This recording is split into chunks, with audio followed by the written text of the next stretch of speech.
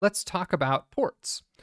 So let's say I have my web server over here, my server. And let's say I'm hosting a website. So I've got some piece of software that's hosting my website. Draw it here like this. And I've got some customers that want to access my website. They'll be over here. And they're sending HTTP requests to my server so they can get access to my website. And that works just fine. Trouble is, what if I want to host multiple pieces of software on the same physical machine, right? So let's say, for example, that in addition to my website, I also want to host a database, maybe for my own purposes, right? And it's not even public. Maybe it's just something that I use personally, but I want to be able to access it, say, from my home computer. So this is me. I want to be able to get access to the database.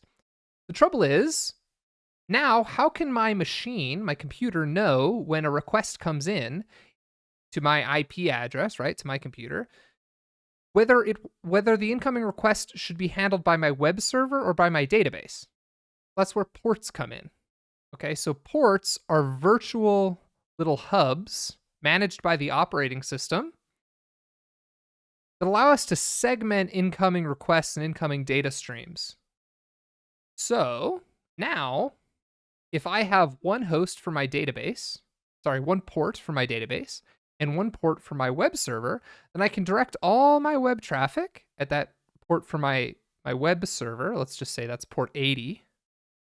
And I can access my database on port, say 542. Those are pretty common ports for those use cases. So with ports, I can now actually run many different instances of different kinds of software and network with them all at the same time.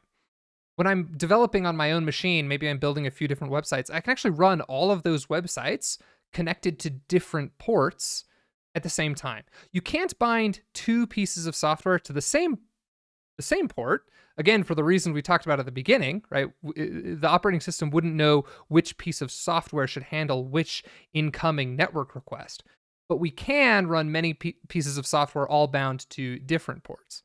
And your operating system actually allows for over 65,000 different ports at the same time. So there's not too much of a risk of running out of ports.